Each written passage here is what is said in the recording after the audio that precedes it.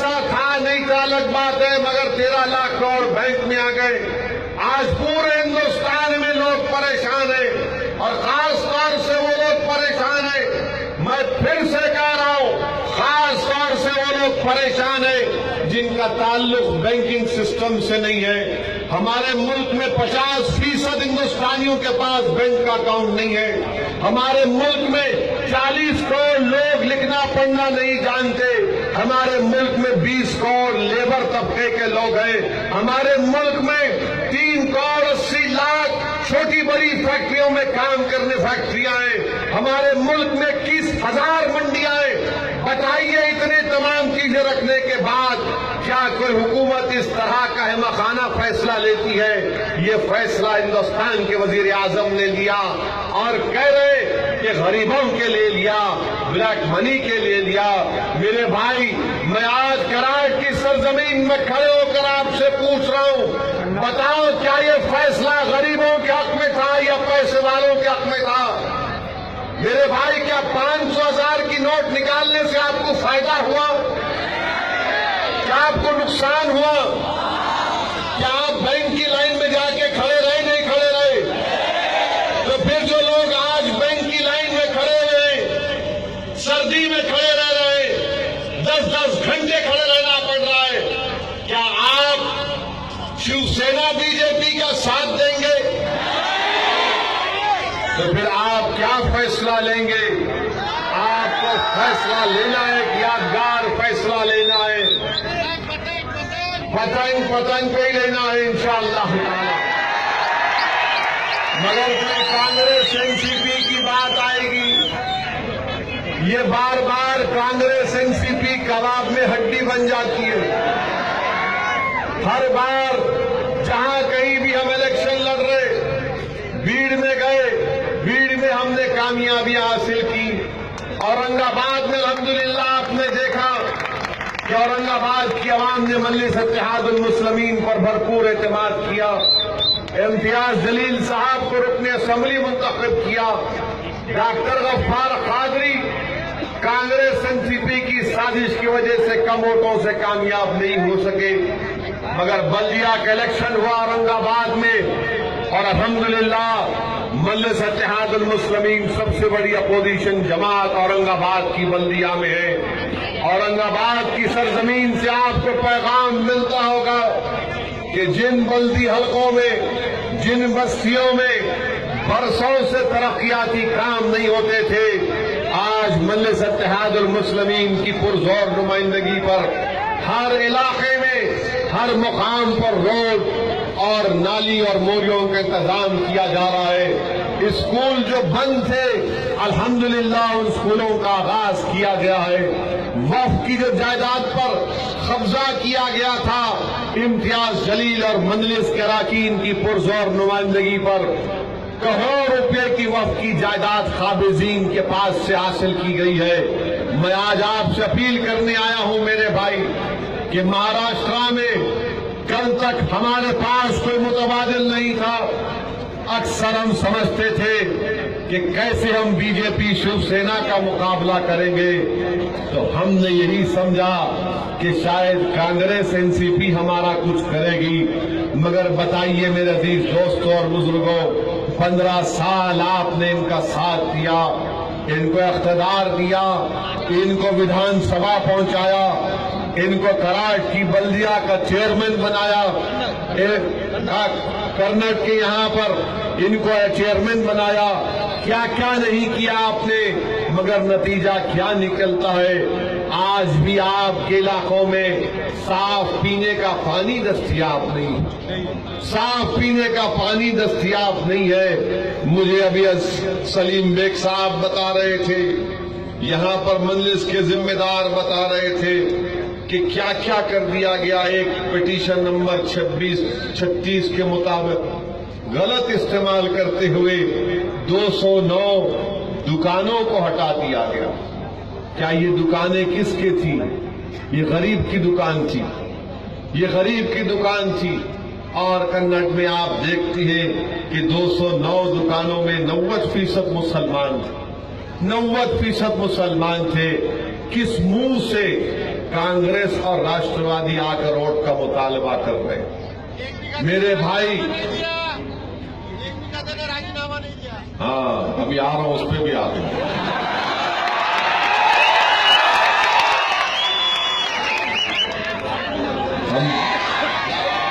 आप सुनिए सुनिए सुनिए,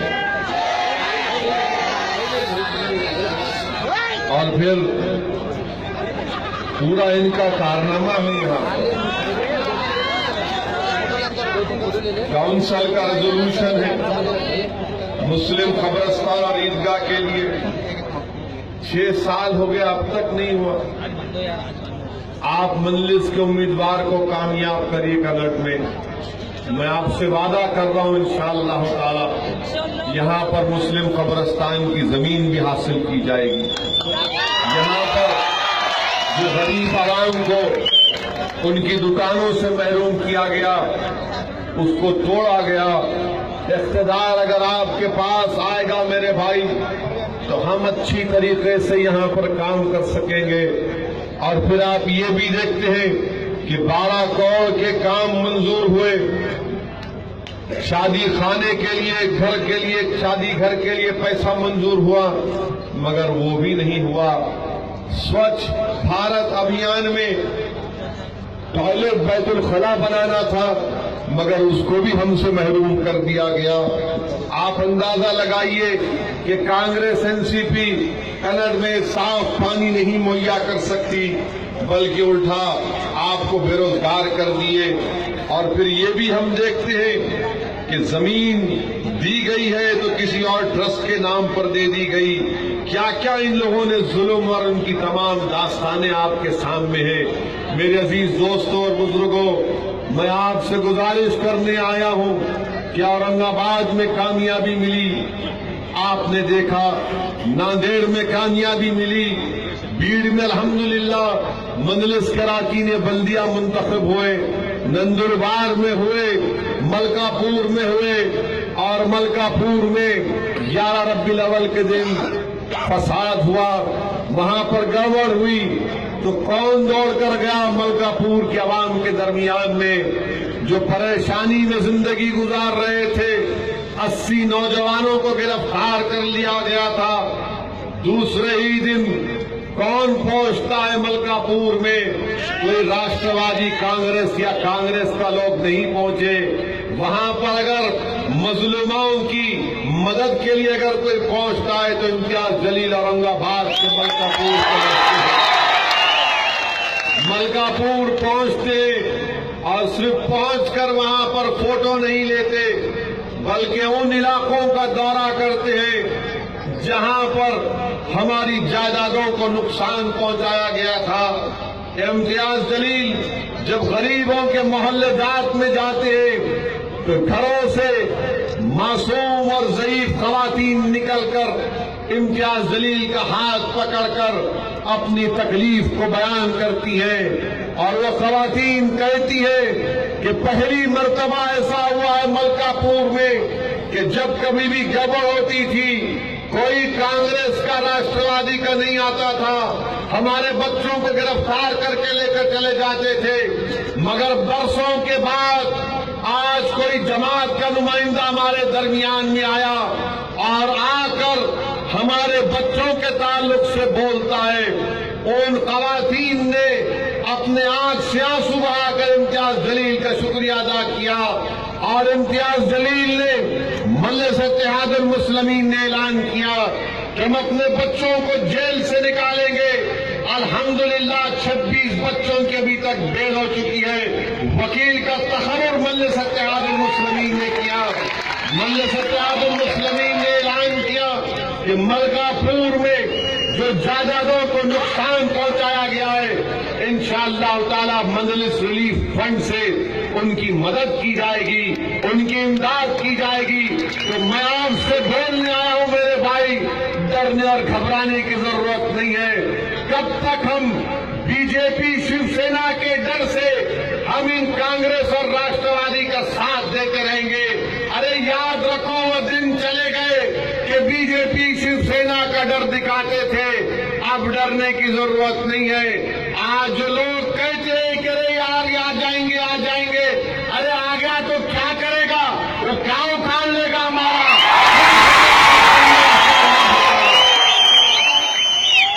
और आगे आगे आते बीजेपी आई, शिवसेना आई। अरे जो भी आएगा कानून के मुताबिक काम करना पड़ेगा। हिंदुस्तान किसी के बाप की जागीर नहीं है, हिंदुस्तान में कानून का राज चलेगा। अरे बीजेपी शिवसेना अगर आई तो कांग्रेस और राष्ट्रवादी के करप्शन की वजह से आई। बीजेपी को हुकूमत मिली तो कांग्रेस की वजह से मिली। मैं कनट की आवाम से आपके दरमियान में खड़े होकर एक बात कहना चाहूंगा। मेरे भाई, आपने कभी जिंदगी में बीजेपी शिवसेना को वोट दिया? ना कभी, इंशाअल्लाह देंगे।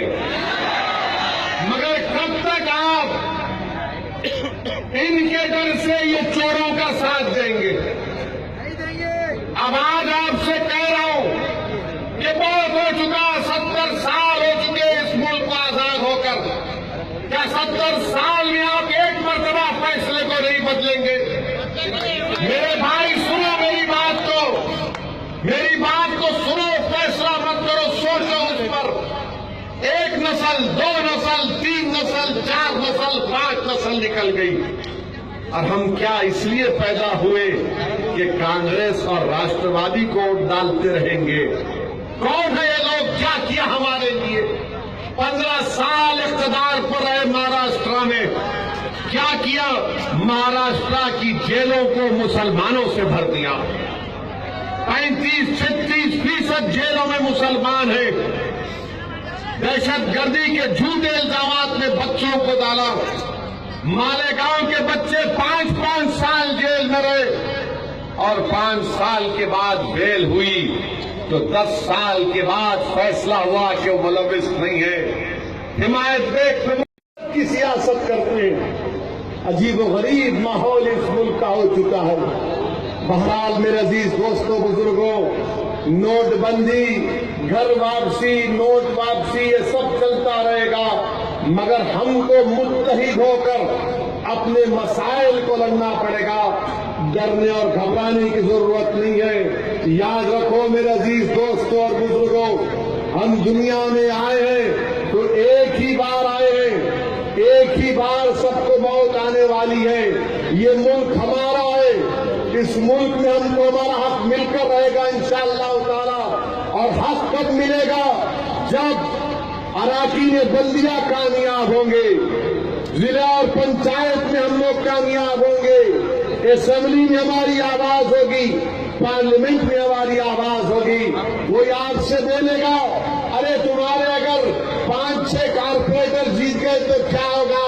तो उनको बोलना आप पलटा के, बाबू हिंदुस्तान के पार्लियामेंट में 540 पार्लियामेंट में, उसमें अगर एक आदमी खड़े हो गया तो 300 खड़े हो जाते उसको सुनने के लिए। तो तादाद की अहमियत नहीं है मेरे भाई।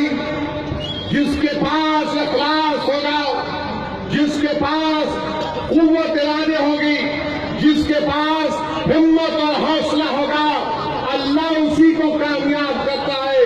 जो लोग डर डर कर सोचते रहेंगे, अरे ऐसा करेंगे तो क्या होगा, वैसा करे तो क्या होगा, अरे बहुत हो चुका, ऐसा भी हो गया, वैसा भी हो गया, अब इन लोगों की ऐसी की तैसी करना है। आगे बहुत कर चुके, आइए आगे बढ़िए, अपने वोट का मजलिस के लिए इस्तेमाल करिए।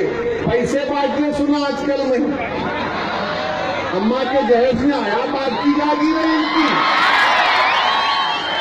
कहां से पैसे ला रहे लोग? कौन दिया तुमको इतना पैसा? कहां से आया इनका पैसा? अगर आपको मालूम हुआ ये पैसे बांट रहे तो पैसे लेके भागो पूरों का, पुलिस के हवाले करो, वीडियोग्राफी निकालो। और जो लोग पैसा बांट रहे, क्यों बाबू पैसा कहां से आया तुम्हारे पास? स्विस बैंक से आया क्या? कहां से काला धन तुम्हारे पास आ रहा है? मगर एक फायदा तो हुआ नहीं हुआ, आप बोलो। कन्नड़ में मजलिस आई तो इनको जेब खोलना पड़ा, नहीं खोलना पड़ा? हाँ, मजलिस आते की इनको नजर आया मौत। ये बोले अब तो कुछ करना पड़ेगा, मगर इंशाअल्लाह ताला आज ये नाकाम होते रहेंगे। आज कांग्रेस एनसीपी में दम नहीं है बीजेपी से मुकाबला करने के लिए। हम एक बयान हम देते, तकरीर करते तो फौरन टीवी चैनल वाले उठा लेते उसको, ऐसा उठाते और बोलते देखो वैसी ये बोल दिया, वैसी ये बोल दिए। अरे हम क्या गुंगों की जमात है? बोलना पड़ेगा मेरे भाई, अपने हक के लिए लड़ना पड़ेगा मेरे अजीज दोस्तों। मैं हमारे बुजुर्गों से अपील करना चाह रहा हूं कि आप हमारी सरपरस्ती करिए, आप हमारी सरपरस्ती करिए।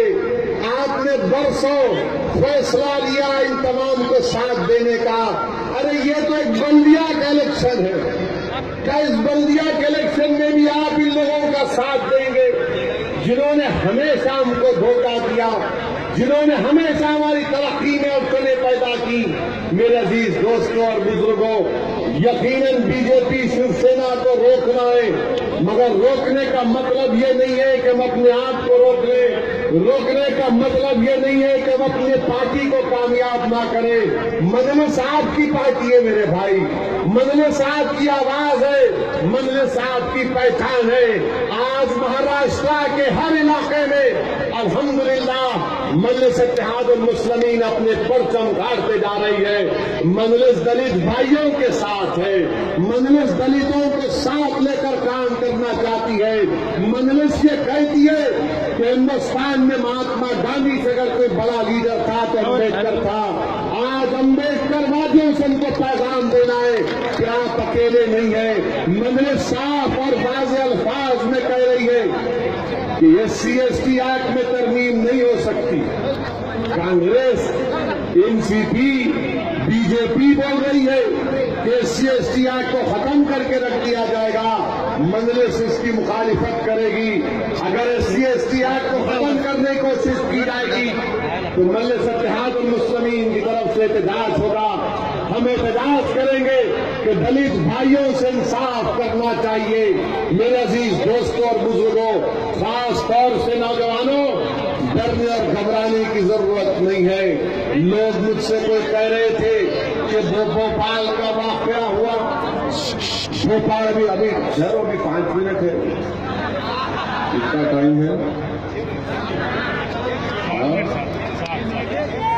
6 मिनट है, बहुत बोल सकते हो। आखिरी का ओवर ही अच्छा रहता।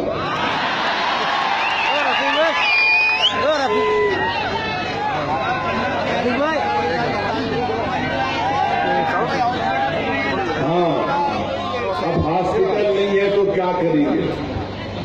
क्या करेंगे? नहीं है बोल के बोलेंगे या उनका इलाज करेंगे? आप जो हॉस्पिटल नहीं दिए उनको पोलिंग के दिन कबाट इंजेक्शन दो।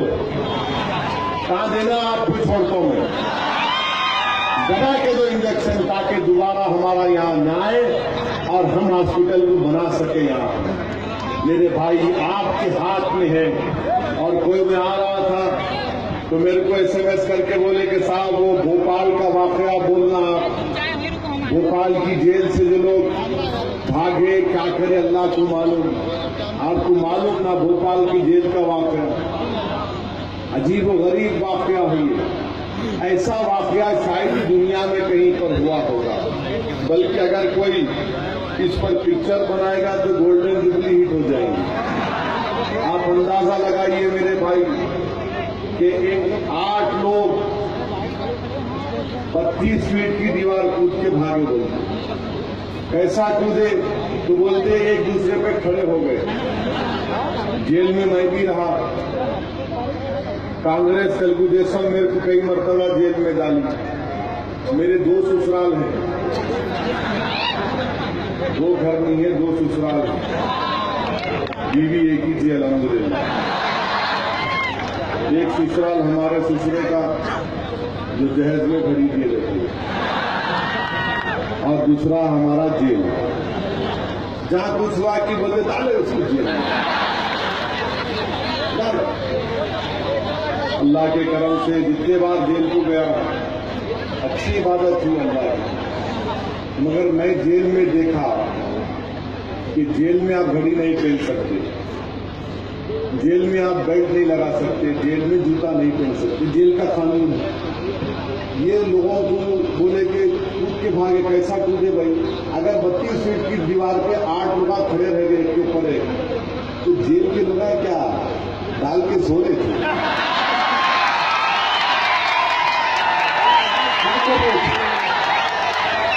ठीक है, सो रहे थे, थक गए होंगे, काम करते करते थक गए होंगे, सो गए, कूद के भागे। मैं बोला भाई 32 फीट की दीवार कौन चढ़ सकता? बोले नहीं चढ़ सकते। बोला अच्छी बात है। जिन्नात आके इनको खड़ा कर दी। अच्छा, वो जेल से 3 किलोमीटर पे पहाड़ी पे पूरे पहुंच गए। मैं बोला भैया जूता घड़ी बेल्ट कहां से आया? तो टीवी प्रोग्राम में एक बीजेपी करती, बोले तू दिया।